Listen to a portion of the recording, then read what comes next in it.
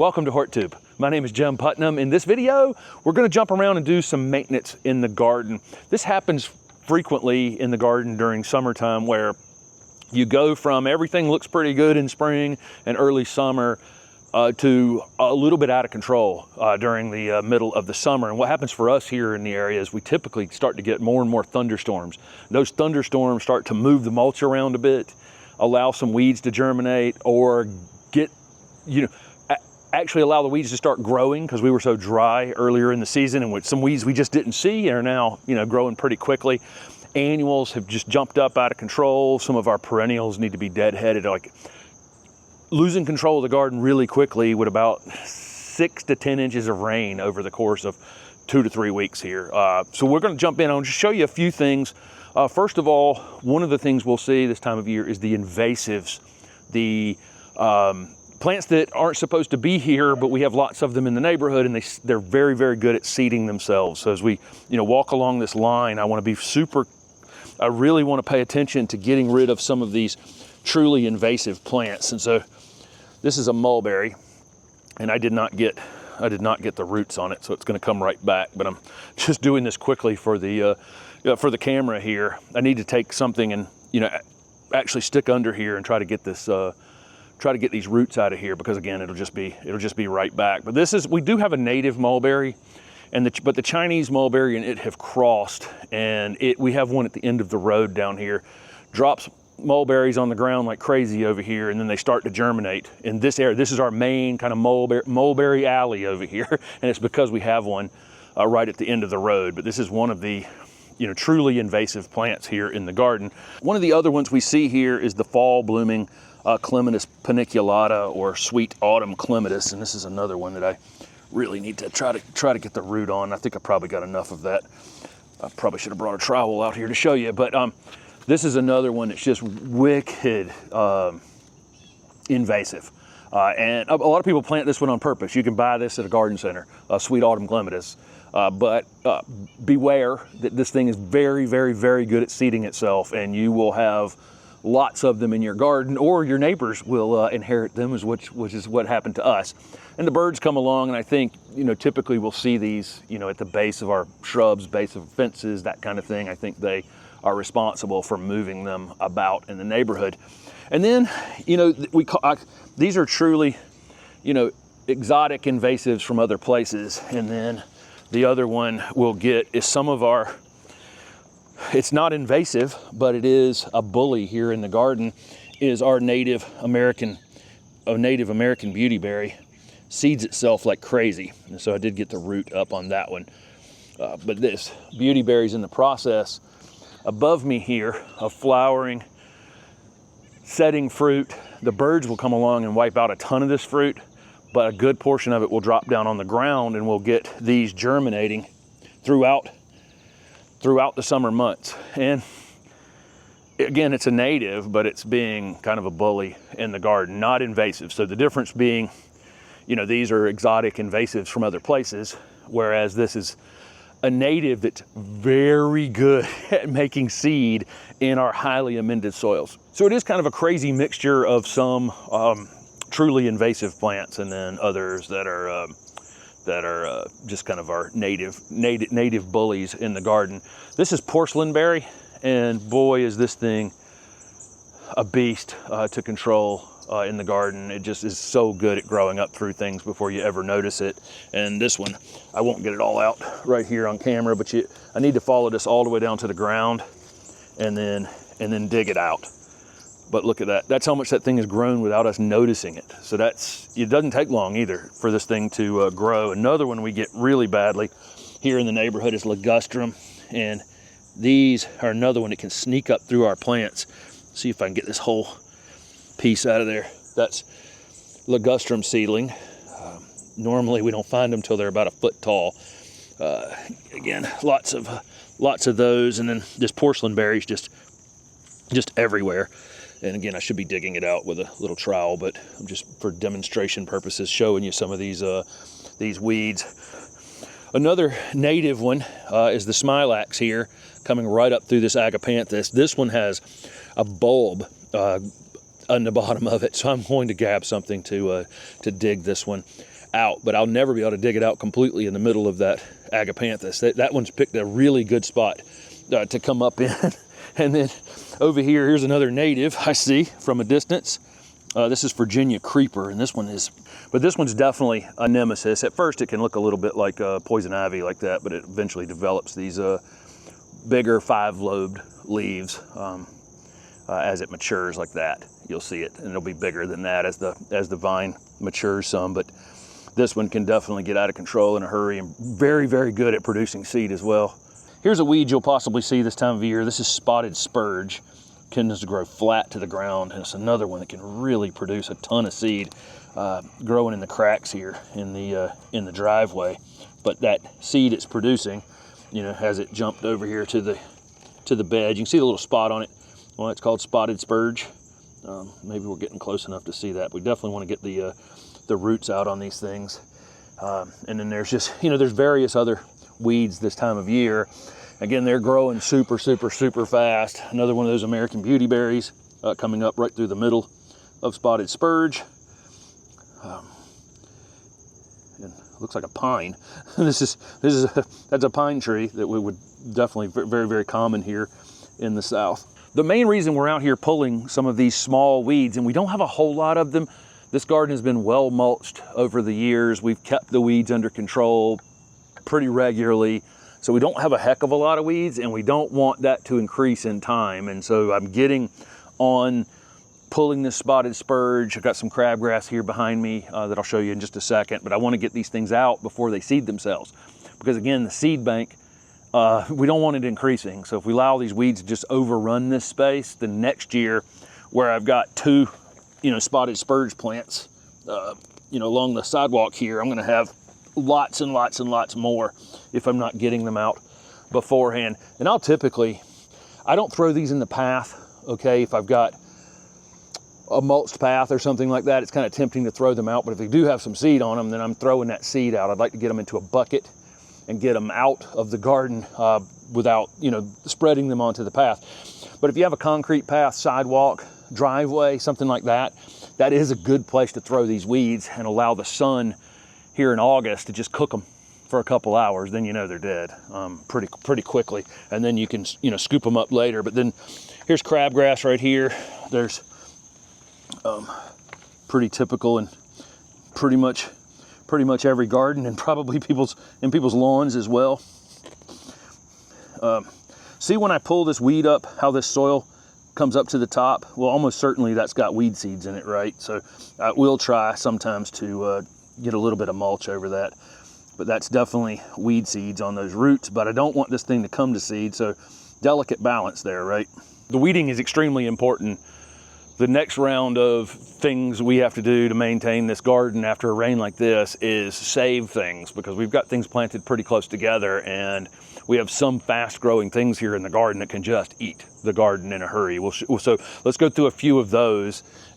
There are actually, Steph pruned this lantana back and went out of town for 5 days, and I had other things going on and I didn't pay attention to it. And this lantana, in 5 days of rain, ate 2 conifers that are underneath here they had been cut out around them.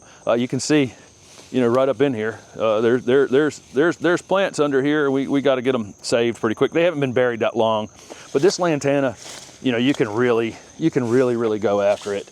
It's not going to hurt it at all, and we can do this, you know, 5 times this summer. Wouldn't bother it at all. But I've uncovered this juniper now. Eventually, this lantana probably won't be here.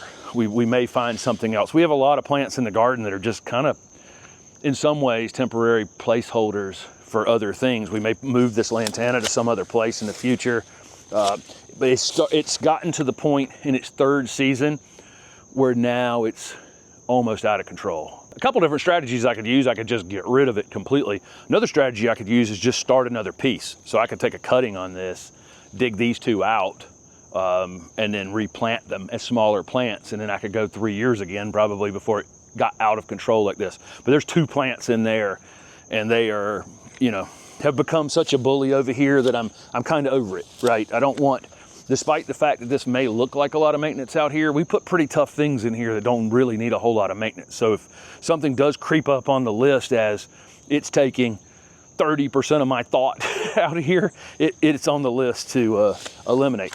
Now, the pollinators, the butterflies especially, would be disappointed in my decision about that, but because this is right up at the top of their list of favorite things. But look at this thing. I mean, this is 5 days worth of growth that went over top of this.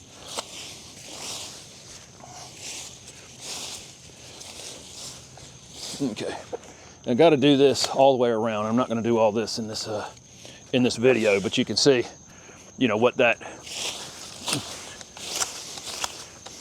we're thinking about out here is to make sure that something that's possibly not a permanent member of the garden is doing damage to something that definitely is a permanent part of the garden.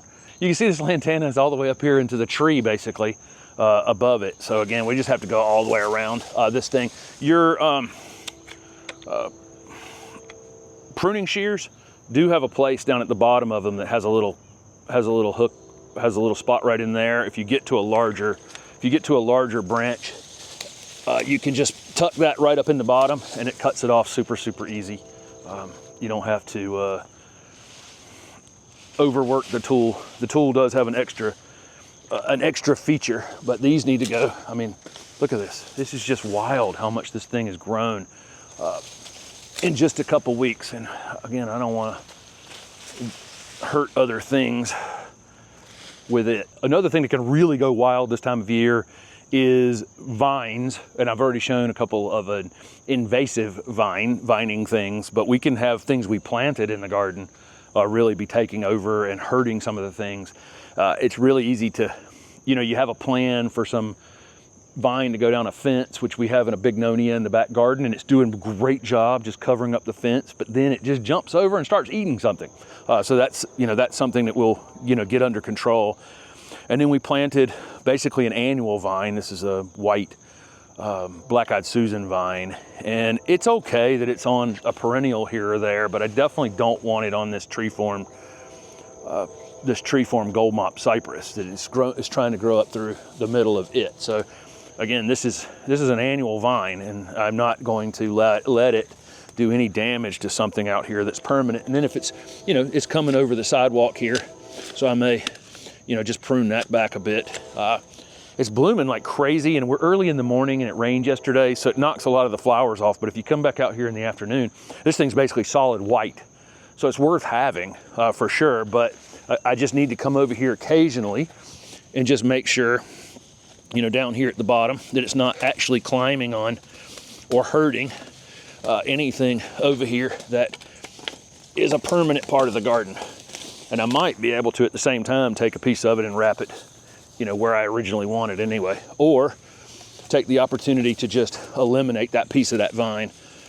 But there you go. Now I know that we only have about 2 months left before this dies back, and it won't hurt this gold mop cypress. This gold mop cypress is one of the stars of the winter garden, right? I have to think about how the garden's gonna look in the winter as well. We grow a lot of annuals for just their foliage. So you could have polka dot plant, coleus, you know, lots of different things. That basil, we got a lot of dark foliage basil out here that we're using, and regular green basil that we're not really using for the flowers so much, although they do flower. We're using them, you know, to accentuate the other things that are, you know, other flowering annuals that are in these beds. Unfortunately, some of them then start to eat the whole container. The coleus is really good at really getting going. They'll do the same thing in containers. They'll do the same thing in the ground.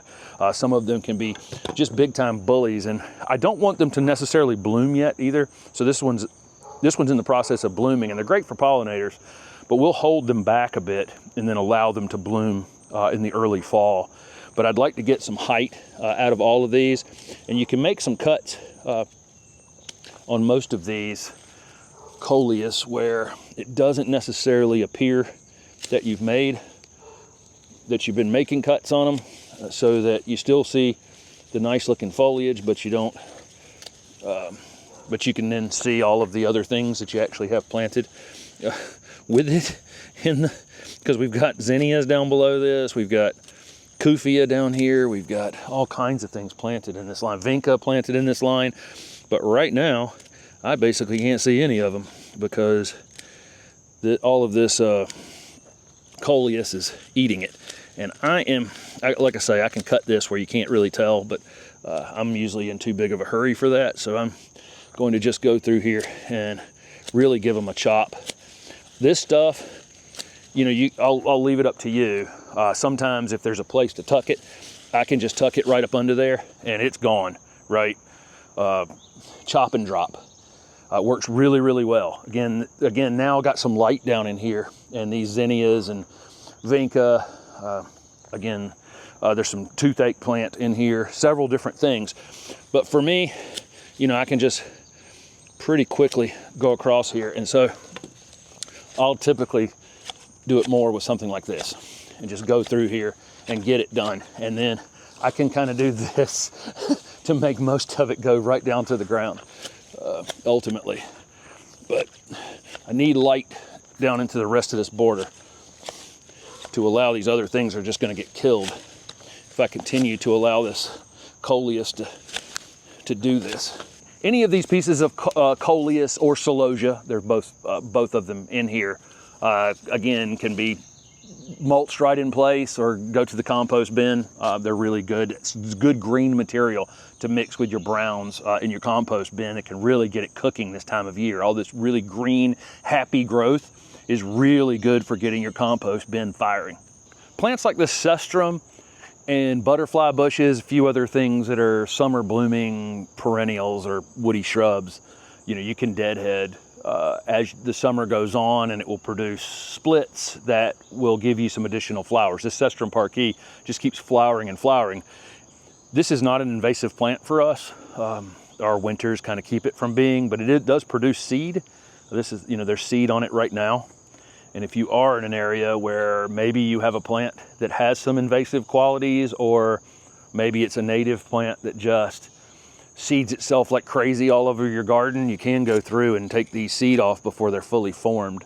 That's another good reason to deadhead some of these things. Some of our butterfly bushes can be invasive in some places. Again, not here in our area typically, but there are areas all over the world where butterfly bushes are invasive. And so some of the old varieties that can set seed, that deadheading is not only going to help branch the plant and give it some increased flowers during the summertime, it's also going to decrease the number of viable seeds that could end up in the garden. So it's pretty easy to do. Obviously a pair of hand pruners will be probably better for these kind of delicate jobs, but anywhere that I see that the flowers have finished and that seed is setting, I can just take off, and then you get this side branching where that new flower is going to come from.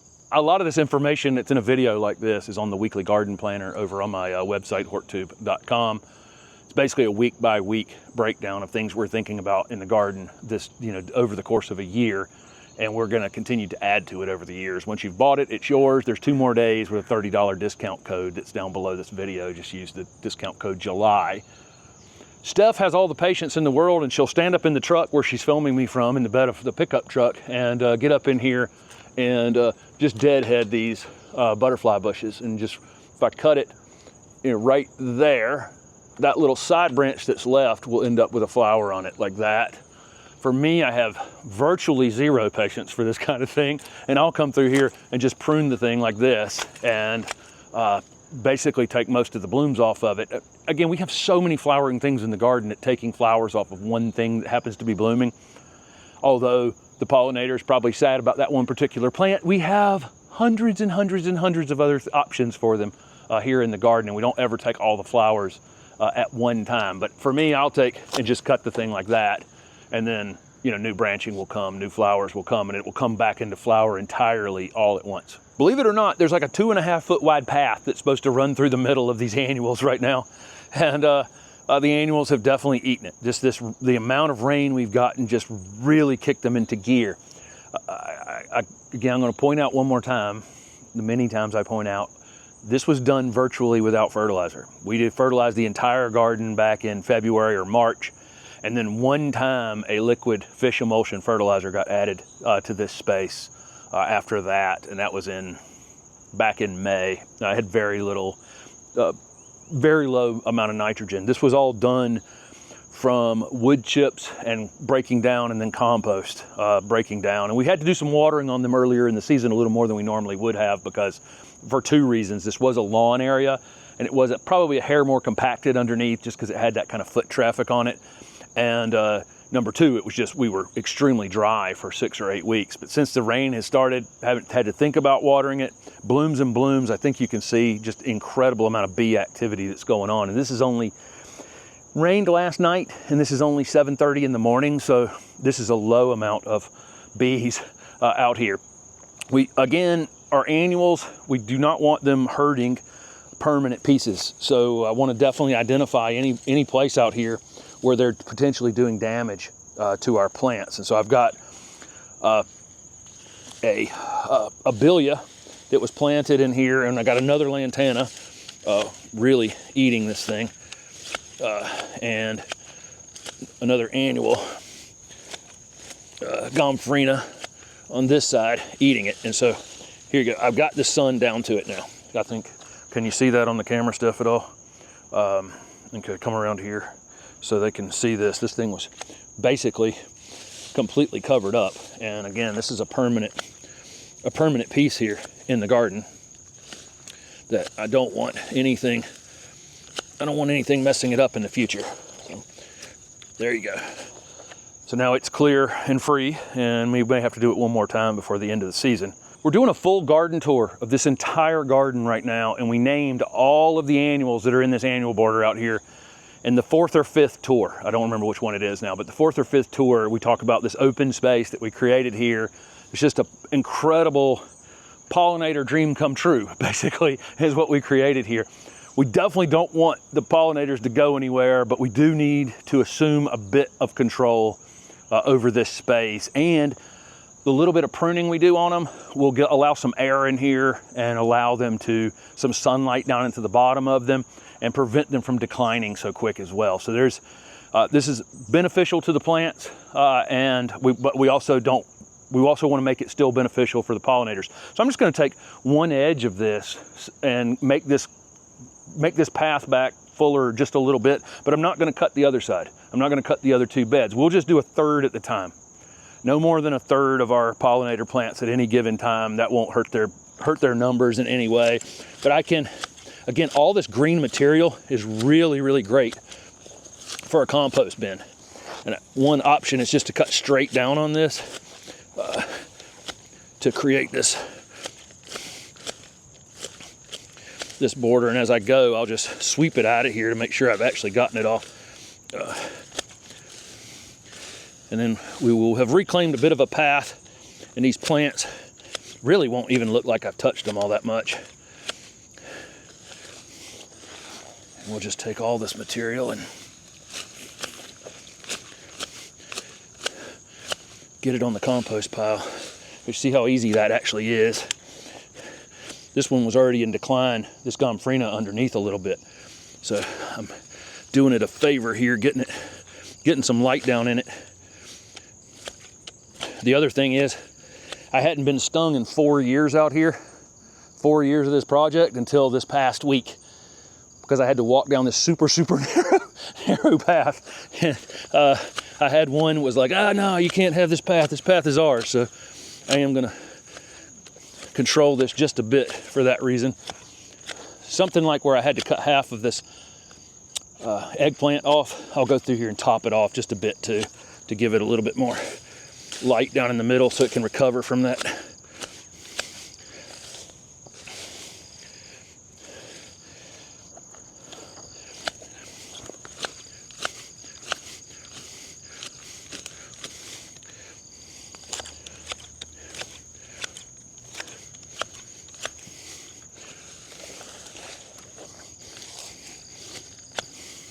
There's also a couple other annuals being eaten in here, like some ageratum, that will now have a little bit of light, which will help them out as well.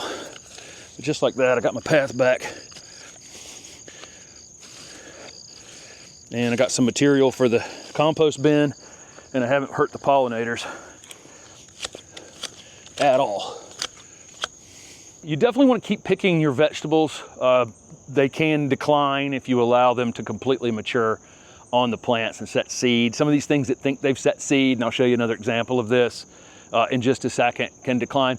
We've also got a couple of tomatoes out here and cucumbers out here that are starting their kind of mid to late summer decline. It's so hot in our area, it's very difficult to have these vegetable plants, you know, survive well into the fall. But as anything starts to decline or fade in here, we'll get it out of here pretty quick. If it's diseased, you may not want it on your compost pile unless your compost is hot. You know, if your compost gets hot, you can kill some of these pathogens and insects and that kind of thing. But if you do a cold compost, you know, where you just pile stuff up and let it break down over time, that's probably not a place you want to put any of this diseased material in. But keep picking for as long as you can. As plants get diseased or decline, get them out of there. That'll get some air movement for other things. At some point in the very, very late summer, you know, you can start to think about taking some of the flowers off if they don't have time to mature before the end of the season. We're still early enough here in our area in early August that we could potentially have a few of these tomato plants last until October. So I'm not thinking about that yet, but at some point later in the season, that may be a thought, that there's no way those 2 flowers on this tomato can finish in time before we get a frost, and I want it to put the energy into the tomatoes it's already making. So that's the thought on that.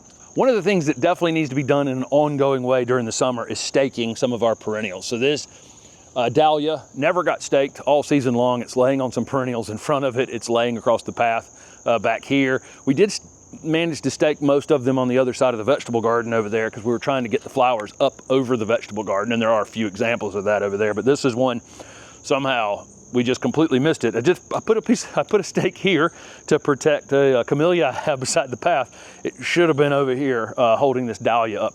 What I could do on this dahlia, we have plenty of growing season left. I could take some weight off of it, just cut a third of it back, pull it up, stake it up, and we still have time for it to come back out and bloom for us.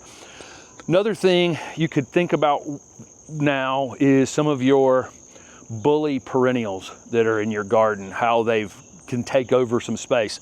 This salvia is a great example of that, and there's a monarda here, a bee balm.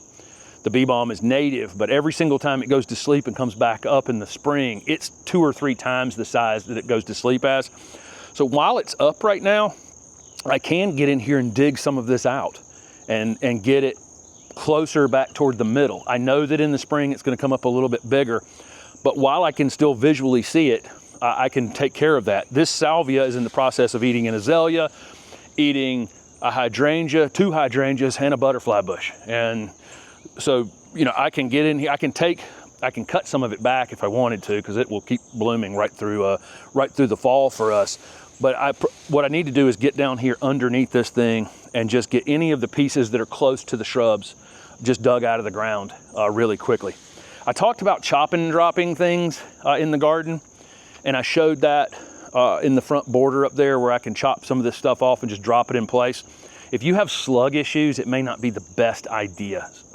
Slugs and snails like moist little hiding spaces, and so if I take all of this material and I cram it up under this plant and then it gets wet, that's going to be a great hiding place for slugs and snails. So if you have big slugs and snail problems, try to keep the ground plane as clean as possible. So anything you're pruning off of something, anything you're taking care of in the garden, maintenance wise, weeds, all those kinds of things, those are all hiding places for snails and slugs. Some of our perennials can definitely benefit from being cut this time of year. This agapanthus, this is a repeat flowering agapanthus, but like most perennials, if it thinks it's fully flowered and created seed, it will stop flowering. So it's a good idea to get in here and deadhead agapanthus or any of your ongoing flowering perennials that bloom all summer long. Taking those seed heads off of them early on is a good idea. We will leave seed heads later in the season for the birds to come through, for the migrating birds. So there you go. There's some maintenance thoughts that we have in the garden right now. We have, this is the time of year, and I always said this, the same thing happened at the nursery, where it seemed like we had such great control over the nursery. We'd sold a lot of spring stuff. We had planted all new things to replace them across the nursery, so there weren't any weeds in those pots. It was just, the nursery was so clean. And then sometime around July 15th or into early August, thunderstorms came back, and things just grow so quickly when you get thunderstorms. There's some nitrogen in that water from the lightning, and that nitrogen can create growth. And it not only growth in positive ways on plants that you want to grow, but some of the bullies in your garden, some of the weeds in your garden, some of the things that you just don't want in your garden. So get out there and get them under control quickly, or you will lose control of it potentially. And again, these are the kinds of things that are in the weekly garden planner, and the $30 off discount is for 2 more days as you're watching this. Thanks for watching.